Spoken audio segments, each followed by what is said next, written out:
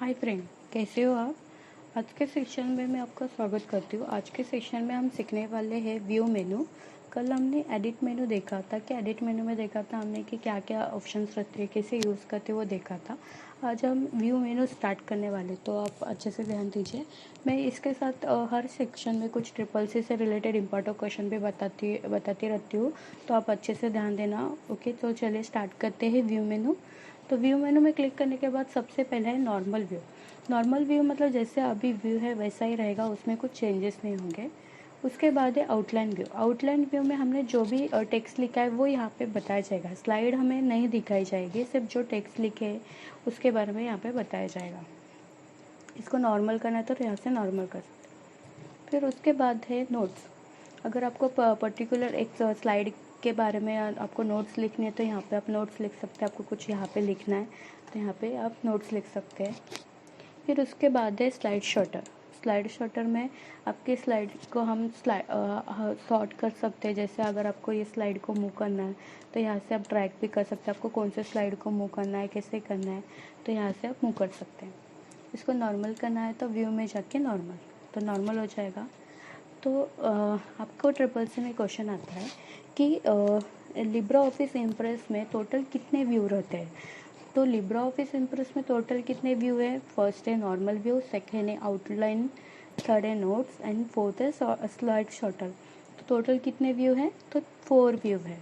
तो आप अच्छे से ध्यान देना कि आपको पूछा जाता है लिब्रा ऑफिस इम्प्रेस में टोटल कितने व्यू रहते हैं। टोटल 4 व्यू रहते हैं। फिर उसके बाद है मास्टर स्लाइड। मास्टर स्लाइड क्या रहता है कि ये हमारे स्लाइड को हमें कुछ एडिटिंग करना है तो यहाँ से आप एडिटिंग कर सकते हैं।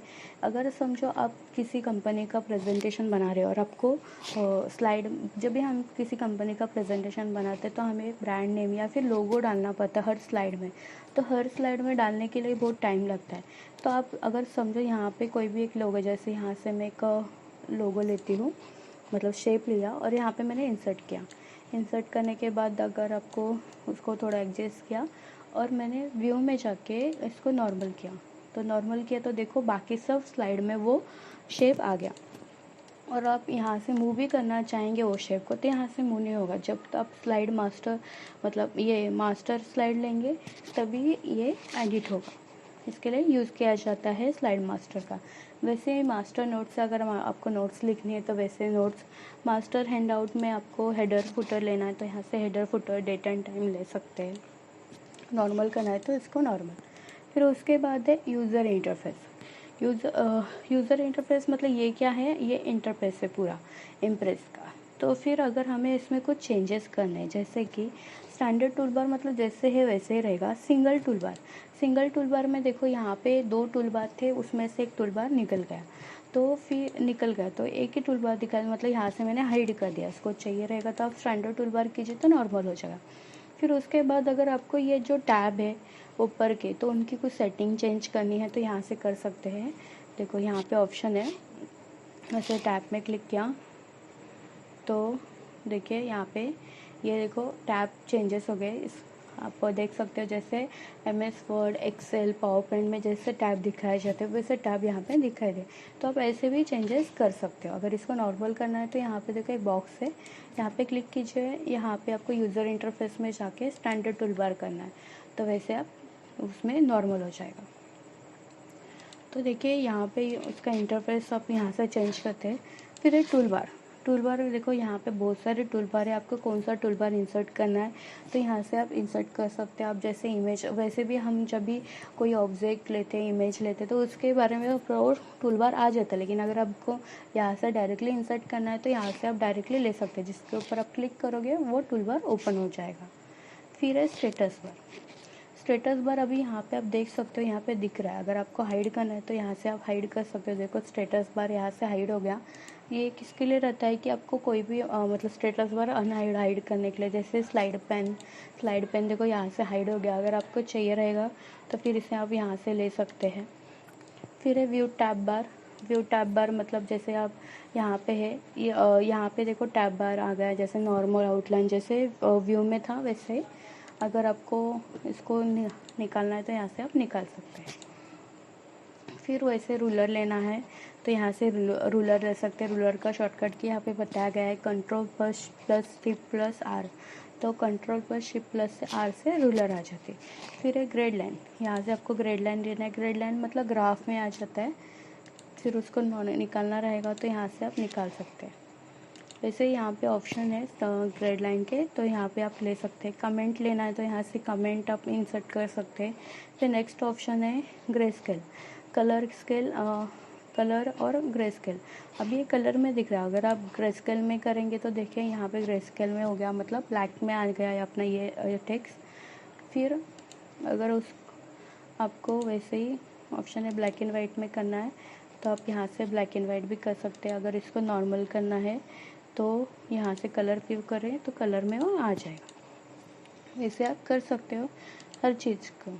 जैसे आप कलर में गए को ब्लैक एंड वाइट करना है तो देखिए यहाँ से ब्लैक एंड वाइट हो गया।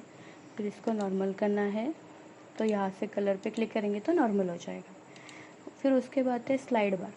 अभी स्लाइड बार ये क्या रहता है कि उसका शॉर्टकट की यहाँ पे बताया गया है कंट्रोल प्लस F5।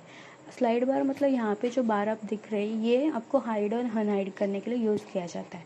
तो स्लाइड बार ओपन मतलब हाइड और अनहाइड करने का मतलब आपको ओपन करना है तो उसका शॉर्टकट की कंट्रोल प्लस F5। तो आपको ट्रिपल सी में क्वेश्चन आता है कि स्लाइड बार जो रहता है उसका ओपन मतलब उसको इंसर्ट करने का उसको ओपन करने का शॉर्टकट की क्या है तो कंट्रोल प्लस F5। अब ध्यान दीजिए, मैं आपको बार बार बता रही हूँ कि ट्रिपल सी के क्वेश्चन में जो जो इंपॉर्टेंट क्वेश्चंस आते हैं मैं वो सेक्शन में बता रही हूँ, तो आप प्लीज़ अच्छे से ध्यान दीजिए। फिर उसके बाद है स्लाइड लेआउट। अभी ये जो साइड बार है यहाँ पे ओपन हो गया तो उसमें जो यहाँ पे ऑप्शन है वही ऑप्शन यहाँ पे दिए जैसे स्लाइड लेआउट। स्लाइड लेआउट में आपको स्लाइड कैसे लेनी है, उसको कैसे लेआउट चेंज करना है। जैसे कि अभी टाइटल स्लाइड लेनी है या फिर टाइटल एंड कंटेंट लेना है, टाइटल टू कंटेंट लेना है क्या, या आप यहाँ से आप चेंजेस कर सकते हो। आपको कैसे चेंजेस करना है इसके लिए यूज़ किया जाता है। फिर उसके बाद है स्लाइड ट्रांजिशन। स्लाइड ट्रांजिशन मतलब अगर आपको स्लाइड को ट्रांजिशन इफेक्ट देना है तो यहाँ पे बहुत सारे ट्रांजिशन इफेक्ट है, आप देख सकते हैं। न्यू इफेक्ट इसमें है, आपको यहाँ से दिख रहा। अभी यहाँ से सिलेक्ट किया वो इफेक्ट आ गया। आपको यहाँ से कोई इफेक्ट देना है तो देखिए यहाँ से आप स्लाइड को इफेक्ट दे सकते हैं, आपको कैसे देना है वैसे। फिर उसका ड्यूरेशन आपको लगाना है, फिर ऑन माउस क्लिक रखना है कि ऑटोमेटिक करना है, सब स्लाइड को देना है क्या, तो यहाँ से आप अप्लाई टू ऑल कर सकते हैं। तो ये स्लाइड ट्रांजिशन इफेक्ट हमेशा स्लाइड को रहता है, जो भी ऑब्जेक्ट और टेक्स्ट शेप उनको नहीं रहता, सिर्फ अपने स्लाइड को रहेगा। फिर उसके बाद नेक्स्ट ऑप्शन है ट्रांजिशन हो गया। अभी एनिमेशन हमारे जो भी टेक्स्ट रहता है उस टेक्स्ट को होता है, टेक्स्ट है ऑब्जेक्ट। जैसे इस टेक्स्ट को मैंने सिलेक्ट किया, यहाँ से प्लस का साइन कीजिए वो यहाँ पे सिलेक्ट रहेगा। तो यहाँ पे इतने सारे एनिमेशन इफेक्ट है, अगर आपको कौन सा इफेक्ट लेना है तो देखिए यहाँ से टेक्स्ट को हो गया हमारा इफेक्ट। तो वैसे आप दे सकते हैं, यहाँ पे बहुत सारे इफेक्ट है तो देखिए यहाँ से इफेक्ट आ जाएगा। तो वैसे आप एनिमेशन इफेक्ट दे सकते हैं। एनिमेशन इफेक्ट किसको होता है, जो भी अपने टेक्स्ट और शेप रहते हैं उनको होगा, मतलब किसी भी ऑब्जेक्ट को। और ट्रांजिशन इफेक्ट स्लाइड को होगा। ये दोनों डिफरेंस याद रखना, ट्रांजिशन इफेक्ट हमेशा स्लाइड को होता है और एनिमेशन इफेक्ट जो भी ऑब्जेक्ट होता है उनको होगा। फिर है स्टाइल। फिर आपको कैसी स्टाइल चाहिए तो यहाँ से स्टाइल ले सकते हैं।